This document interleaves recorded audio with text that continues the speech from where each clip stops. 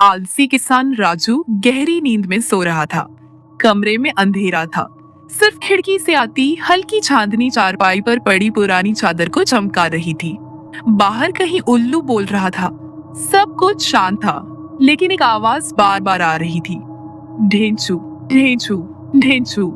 ये हीरा था, राजू का पुराना गधा। वो पिछले 8 साल से खेतों में राजू के साथ काम करता था। अब राजू ने उसे गोदाम के पास बांधना शुरू कर दिया था, ताकि अगर कोई चोर आए तो वो आवाज करके सतर्क कर सके।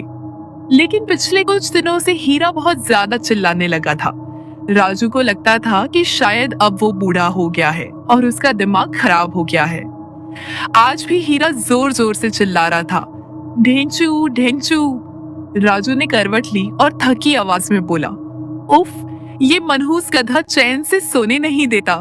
उसकी पत्नी कमला, जो पास ही लेटी थी, बोली, ये 3 रात से लगातार ऐसे ही चिल्ला रहा है, लगता है कुछ गड़बड़ है। राजू झुंझलाकर बोला, हो, अब इसमें भी तुम्हें भूत दिखने लगे? चुपचाप सो जाओ, ये गधा पागल हो गया है।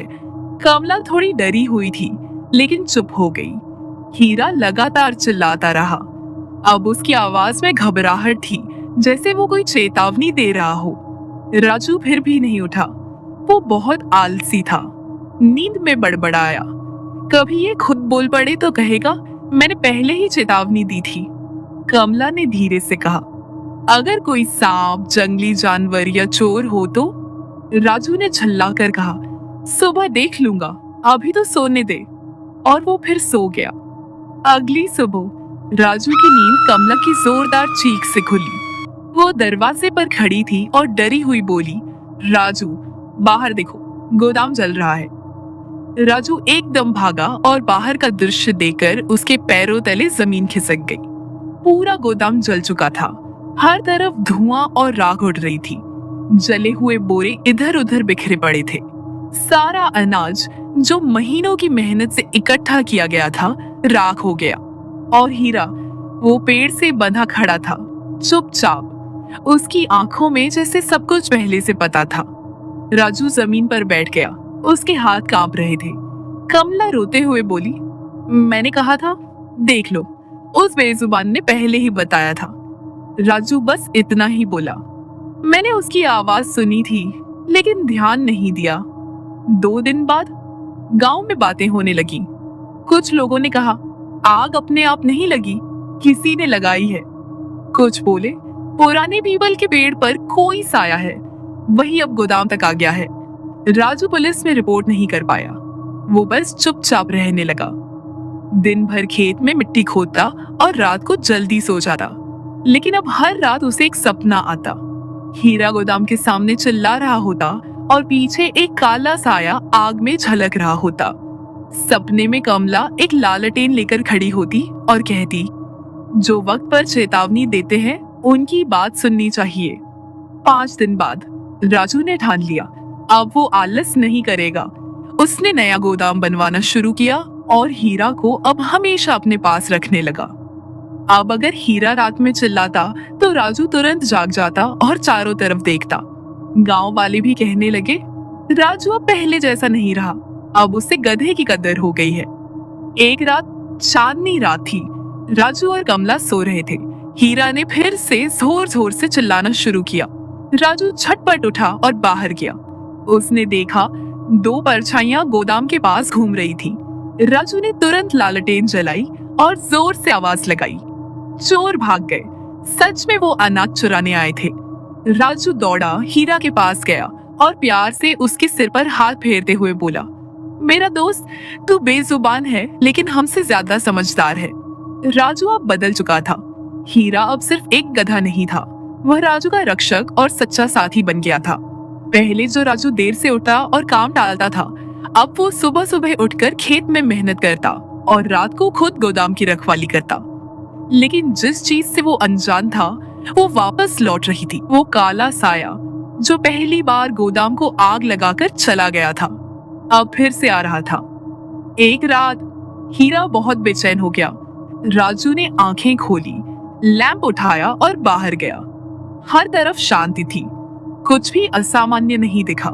राजू ने हीरा के पास जाकर कहा, क्या हुआ दोस्त, कुछ नहीं दिख रहा, सब ठीक है।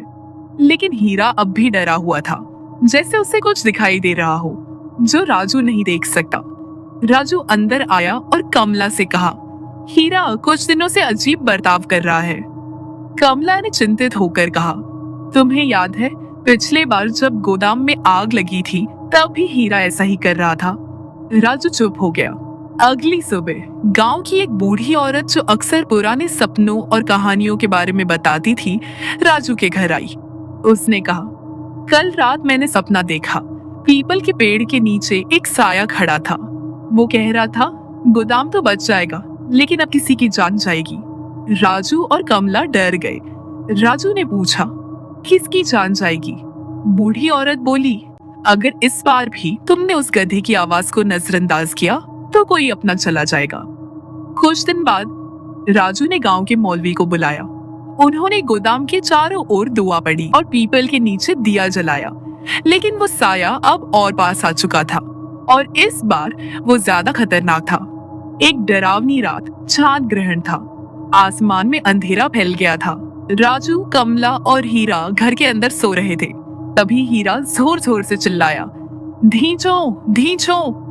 राजू ने आंखें खोली। कमरे में बहुत ठंड थी, जैसे कोई अंदर आया हो और हवा को खींच लिया हो। कमला कांपती हुई बोली, किसी ने दरवाजा खोला है, बहुत ठंडी हवा आई है। राजू ने लैंप जलाया और बाहर देखा, वहां कोई नहीं था। हीरा अब दीवार से चिपका हुआ था, जैसे उसे सामने कुछ दिखाई दे रहा हो। राजू ने ध्यान से देखा, गोदाम के पास एक काला साया खड़ा था। वो धीरे धीरे हीरा की ओर बढ़ रहा था।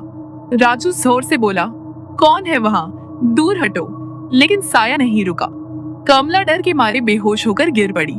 राजू ने उसे उठाया। उसी पल हीरा ने एक और जोरदार चीख मारी, धींचो वाव। और तभी वो साया एक झटके में गायब हो गया। हर तरफ फिर से चुप्पी छा गई। अगली सुबह कमला को होश आ गया। राजू रात भर जागता रहा था। वो बार बार बस एक ही बात कह रहा था, अगर हीरा ने आवाज न लगाई होती तो आज हम जिंदा नहीं होते।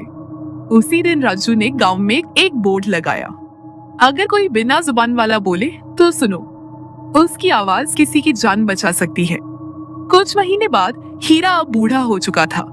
उसकी चाल धीमी थी और आवाज भी कमजोर। एक शाम राजू उसके पास बैठा था और बोला, तूने मुझे बदल दिया हीरा, मुझे एक अच्छा इंसान बना दिया जो सुनता है, समझता है और समय पर जागता है।